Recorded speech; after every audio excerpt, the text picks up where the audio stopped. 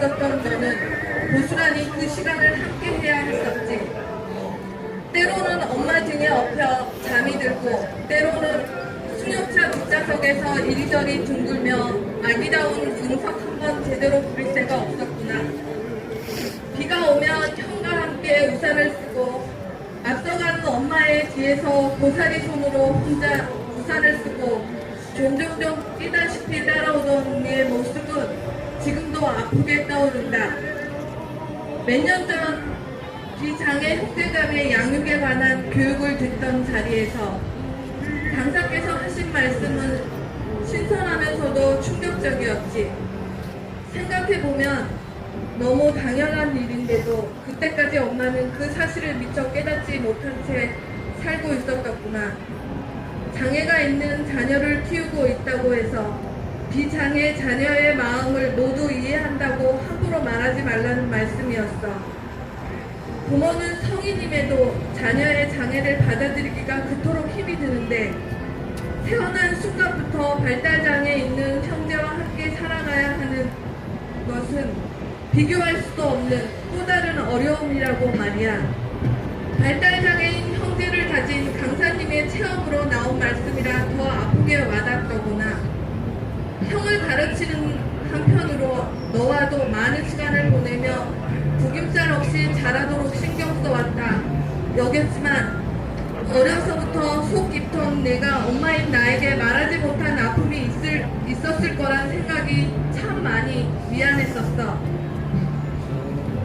그 부족한 엄마, 오늘은 형을 위해 그리고 형과 함께 살아갈 우리 가족을 위해 귀한 삭발의식에 동참하려고 해. 아빠의 허락을 받고 삭발을 자원한 후에도 행여나 마음이 아파할까봐 어쩐지 내 앞에서는 한동안 입이 떨어지지 않더구나.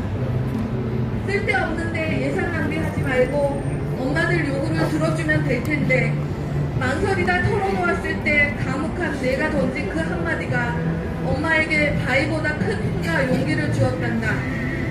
너희가 어렸을 때 형 때문에 힘들어하는 엄마를 보며 아빠는 이렇게 위로해 주셨지. 형욱이가 우리에게 와서 참 다행이라고 생각한다. 최고는 아닐지 모르겠으나 최선을 다해 사랑하고 키우면 되니 너무 걱정하지 말라고. 이제는 엄마가 아빠께 똑같은 말을 돌려드리고 싶구나. 지금껏 최선을 다해 살아왔다면 앞으로는 그 최선의 한계를 저 먼 곳까지 넓혀보는 것도 나쁘지 않겠다고. 엄마의 삭발을 그 첫 번째 노력으로 알아주기 바란다. 이 다음에 아빠와 엄마 없이 형이 혼자서 살아갈 세상은 발달장애인도 평범한 사회인으로 한 사람으로 인정받는 필요 이상의 도움을 주어야 하는 부족한 사람이나 무지로 인한 회피의 대상으로 취급받지 않는 평화로운 세상이었으면 좋겠어. 그리고 그 모습을 지켜볼 너도 부모를 대신해 형을 부양해야 할 의무와 책임에서 벗어나 너의 자리에서 평범하고 행복한 삶을 이어갈 수 있기를 엄마는 소망한다. 이런 바람이 헛된 희망으로 사라지지 않도록 엄마는 더 열심히 달려갈게. 이제 가족의 미래에 대해서도 담담히 의논할 수 있을 만큼 든든하게 자라준 둘째야. 고맙고 미안하고 사랑한다. 2016년 6월 8일 엄마가.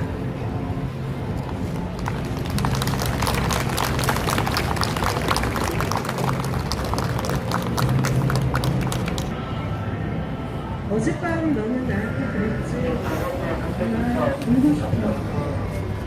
그래, 어젯밤 오면은 너는 울고 싶어서 엄마는 오늘 울까봐 걱정돼서 귀갓길에 바로 집으로 들어가지도 못하고 돌밑길을 걷고 또 걸었지.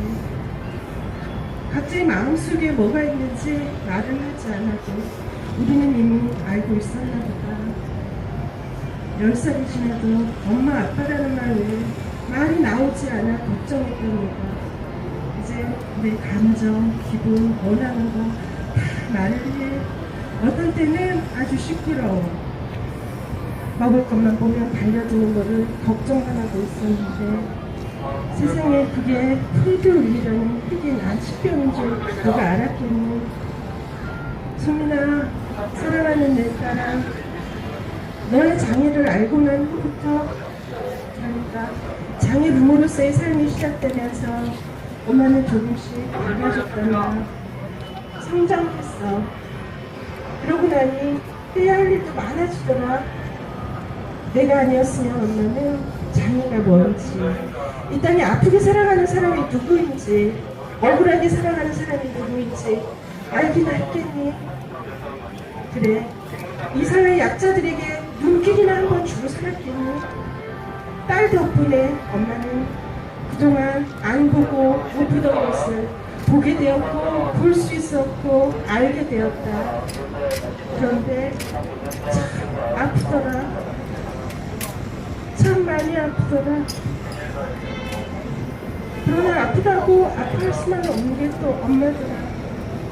자신의 권리를 빼앗긴 채 아무런 저항도 못하고 살아가는 사람들, 남의 권리를 자신의 권리냐 함부로 손에 쥐고 놓지 않는 사람들, 그걸 보고 좋다고 제 욕심만 차리는 인간들을 보니 화가 나고 또 이 엄마가 할 일이 많아지더라.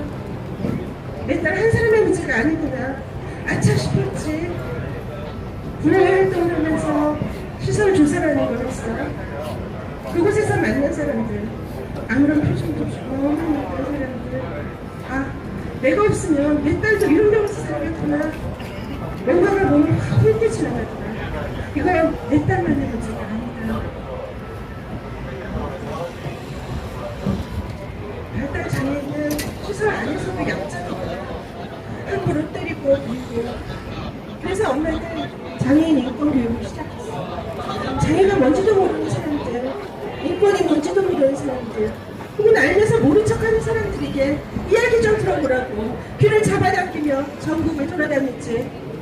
어떤 때는 조근조근 설명하고 또 어떨 때는 악담을 써가면서 말이다. 소민아, 사랑하는 내 딸아, 엄마가 왜 이렇게 목이 터져라 외치면서 다니는지 너는 알지? 엄마가 내 곁에 영원히 머무를 수만 있다면 엄마는 너 하나 키우면서 조용히 사는 길을 택했을 거야. 그러나 그럴 수 없다는 걸 알기에 엄마는 그냥 있을 수가 없구나. 엄마도 아빠도 없는 세상에 우리 소민이 혼자 살아야 되는데, 그때 내가 봤던 그런 시절 속에 들어와서야 한다면 아 엄마는 살 수도 죽을 수도 없어. 내 딸 소민이는 지금까지 살아온 지금 그곳에서 지금까지 살아온 모습으로 엄마의 삶을 추억하며 살아가야 해. 엄마가 갔던 빵집에 가서 좋아하는 식빵을 사 먹고, 엄마랑 산책하는 공원길을 강아지와 함께 걷고, 엄마 심부름하던 슈퍼에서 우유와 껌을 사고, 엄마랑 함께 맞이한 생명의 날 이모한테 받았던 케이크와 장미꽃다발도 기억하지. 그래야 엄마가 언젠가는 가야 할 곳으로 편히 갈 수 있지 않겠니? 내 딸 소민이는 엄마 아빠가 없는 세상에서도 안전하고 행복하게 기본적인 인간의 권리를 누리면서 살아가야 해. 그렇게 하기 위해 엄마는 지금 머리를 깎는다. 이건 일부 사람들이 말하는 것처럼 떼쓰는 게 절대 아니야. 우리 모두가 당연히 가져야 할 것들, 빼앗아가서는 안 되는 것들, 그걸 마치 자기 거진 양 안 주는 나쁜 사람들에게 우리 소민이 거, 엄마 거, 우리 모두의 것을 달라고 하는 거야. 그러니 엄마가 이 싸움에서 쉽게 손을 놓을 수 있겠니? 엄마는 끝까지 싸울 거야. 근데 말이다 소민아, 내가 어른이 돼서 엄마가 꿈꾸는 삶을 살아갈 때쯤 돼서는 오늘 엄마의 모습, 지난날 엄마의 악담을 쓰던 모습은 다 잊어다오. 원래 그렇게 살아왔던 것처럼 자연스럽고 당연하게 살아가주길. 우리 소민이는 춤추기 좋아하니까 마을에서 댄스팀을 만들어 공연을 해도 좋은 거야. 말하는 걸 좋아하니까 할머니 할아버지들 말 못하는 일을 할 수도 있을 거고, 다른 사람의 강아지나 거북이 산책을 시키는 일하면 아주 잘 살 수 있을 거야. 소민아, 사랑하는 내 딸아, 꼭 그렇게 살자. 소민이 엄마가